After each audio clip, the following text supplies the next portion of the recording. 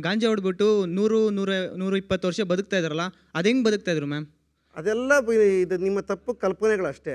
ಈಗ ಇದ್ದಾರೆ ಸರ್, ಟಿವಿಲೆಲ್ಲ ಬಂದಿದೆ ಸರ್, ಟಿವಿಲೆಲ್ಲ ನಾವು ಏನೇ ಮಾತಾಡಬೇಕು ಎವಿಡೆನ್ಸ್ ಸುಳ್ಳ ಸರ್? ಯಾವುದೇ ಆಗಿ it is not possible.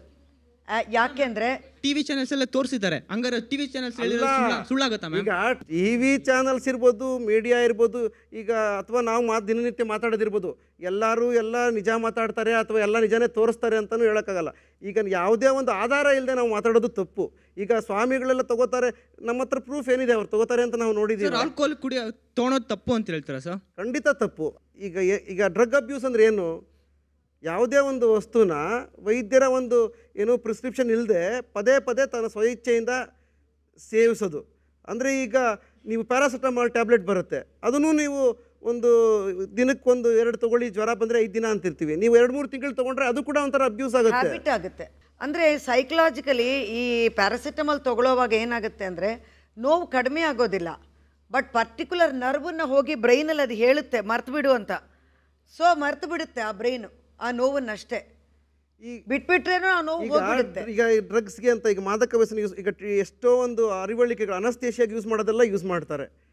But ಅದನ್ನು ಕೆಲವು ನಿರ್ದಿಷ್ಟ ಪ್ರಮಾಣದಲ್ಲಿ ನಿರ್ದಿಷ್ಟ ಒಂದು ಇದಕ್ಕೆ ಯೂಸ್ ಮಾಡಬೇಕು ಅಂತ ಇರುತ್ತೆ. ಅದು ಯೂಸ್ ಮಾಡಿದ್ರೆ ಮಾತ್ರ ಅದು ಔಷಧಿ ಅನ್ಸುತ್ತೆ. ಅದನ್ನು ಹೆಚ್ಚಿನ ಪ್ರಮಾಣದಲ್ಲಿ ತಗೊಂಡ್ರೆ ಅದು ಡ್ರಗ್ಸ್ ಆಗುತ್ತೆ. ನಿಮ್ಗೊಂದು ಕ್ವಶನ್ನು, ಈಗ ದೊಡ್ಡ ದೊಡ್ಡ ಬಾರ್ ಅಂಡ್ ರೆಸ್ಟೋರೆಂಟಲ್ಲಿ ನಾವು ಸರ್ವೆ ಮಾಡೋಣ ಅಂತ ನಿಂತ್ಕೊಂಡ್ರೆ ಅದೇ MBBS ಮಾಡಿರೋಂಥ ಡಾಕ್ಟರ್ಸು 7-8 ಜನ ಮಿನಿಮಮ್ ಅಂದ್ರೆ 10 ಜನ ಬಂದು ಡಾಕ್ಟರ್ಸ್ ಯಾರು ಕುಡಿಯಲ್ಲ ಅಂತ ಹೇಳಿಲ್ವಲ್ಲ? ಅದೇ ಅದೇ ಎಲ್ರಿಗೂ ಕುಡಿತಾರೆ. ಕಾರಣ ನೋಡಿ, ಡಾಕ್ಟರ್ಸ್ ಕುಡಿಯಲ್ಲ ಅಥವಾ ಇನ್ನೊಬ್ರು ಕುಡಿತಾರೆ ಅಂತ ನಾನು ವಾದ ಮಾಡ್ತಾ ಇಲ್ಲ. ನಾನು ವಾದ ಮಾಡ್ತಾ ಇರೋದು ಕುಡಿಯೋದು ತಪ್ಪು ಅಂತ ಹೇಳ್ತಾ ಇದ್ದೀನಿ ಹೊರತು ಡಾಕ್ಟರ್ಸ್ ಯಾರು ಕುಡಿಯಲ್ಲ ಅಂತ ನಾನು ಹೇಳಿಲ್ಲ. ಸರ್ ಒಂದು ಕ್ವಶನ್ ಸರ್ ನಿಮಗೆ. ಖಂಡಿತ. ಮ್ಯಾಮ್ ಅವಾಗಲೇ ಹೇಳಿದ್ರು ಜೀನ್ಸ್ ಇಂದ ಬರುತ್ತೆ ಅಂದ್ರೆ ಅವ್ರ ಅಪ್ಪ ಇಂದ ಮಗನ್ ಬರುತ್ತೆ ಅನ್ನೋದು, ಅದು ತಪ್ಪು ಮಾತಲ್ವಾ ಸರ್? ಅದು ಹಿರಿ ಮಗನ್ ಬರುತ್ತೆ ಅಂತ ಹೇಳ್ತಾರೆ. ಖಂಡಿತ ಇಲ್ಲ. ನಮ್ಮಪ್ಪ ಕುಡಿತಾರೆ ಸರ್. ಅಲ್ಲ, ಆನುವಂಶಿಕ ಕಾಯಿಲೆಗಳು ಈಗ ಡಯಾಬಿಟಿಸ್ ಇರ್ಬೋದು. Doctor sorry, because the addiction ಸೆಂಟ್ರಲ್ಲಿ ಒಂದು ಸತಿ ನಾನು when I was visiting a person, ಅಲ್ಲಿದ್ದು ಡಾಕ್ಟರ್ ಹೇಳ್ತಿದ್ರು ಜನರಲ್ ಆಗಿ ಈ ತಂದೆ ಕುಡಿತಾ ಇದ್ರೆ ಚಿಕ್ಕ ವಯಸ್ಸಿಂದ ಅದು ನೋಡಿ ನೋಡಿ ನೋಡಿ ದೊಡ್ಡ ಮಗ ಕುಡಿತಾನೆ, ಜೀನ್ಸ್ ಅಲ್ಲಿ ಬಂದಿರುತ್ತೆ. ಅದು ತಮಾಷೆ ಹೇಳಿರ್ಬೋದು ಅಷ್ಟೇ, ಜೀನ್ಸ್ ಅಲ್ಲಿ ಬರೋದಿಲ್ಲ. ಜೀನ್ಸ್ ಅಲ್ಲಿ ಬರೋದು ಈಗ ಏನು ಆನುವಂಶಿಕ ಹೆರಿಡಿಟರಿ ಕಾಯಿಲೆಗಳಿರ್ತವೆ, ಅದು ಕೆಲವು ಬರ್ತವೆ. ಒಂದು ಮಾತ್ರ ನಿಮ್ಮೆಲ್ಲರ ಹತ್ರ ಕೇಳ್ಕೊತೀನಿ, ನೀವೆಲ್ಲ ಕುಡಿತೀರಾ ಕೆಟ್ಟೋಗ್ತಾ ಇದ್ದೀರಾ ಅಂತ ಏನೂ ಇಲ್ಲ.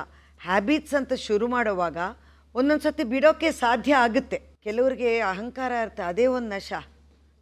ಅದು ಅಂಥ ಅಹಂಕಾರದಿಂದ ಅದೇ ಆ ಥರ ಕುಡಿಯೋದಕ್ಕಿಂತ ವಸ್ತದು ನಾನು ಅನ್ನೋದಿರೋ ಅಹಂಕಾರ ಇರೋವಾಗ ಆ ಥರ ಎಲ್ಲ ಬೇಕಾಗಿಲ್ಲ ನಮಗೆ.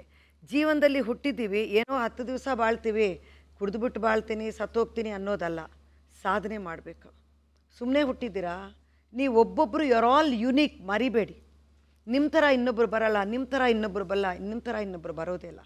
ಯು ಆರ್ ಯುನೀಕ್, ಅದನ್ನು ಮರಿಬೇಡಿ ಅಂತ ಕೇಳ್ಕೊತೀನಿ. ನಿಮ್ಮ ಎಲ್ಲರ ಹತ್ರ, ಮಕ್ಕಳ ಹತ್ರ ನಾನು ಅದೇ ಕೇಳೋದು.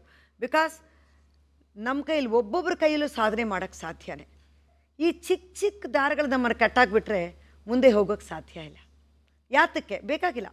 ಅದೇ ರೀತಿ ಇಲ್ಲಿರೋರು ಅವ್ರಿಗೆ ಹೇಳಿದ ಥರ ನೀವು ಎಲ್ಲರೂ ಒಳ್ಳೆಯವರು ಅಂತ ನಾವು ಒಪ್ಕೊಳ್ಳೋದೇ ಇಲ್ಲ.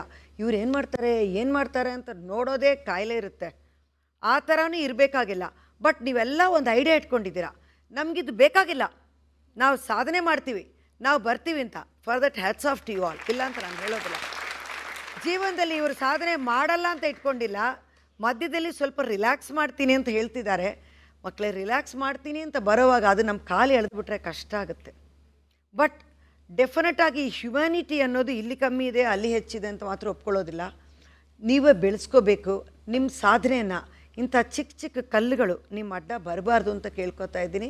ಇದಕ್ಕಿಂತ ನಾನು ಹೆಚ್ಚು ಕೇಳ್ಕೊಳ್ಳೋದೇ ಇಲ್ಲ. ಲೋಕದಲ್ಲಿ ಯಾವುದು ಗೊತ್ತಾ ದೊಡ್ಡ ನಶ ಕೊಡೋದು?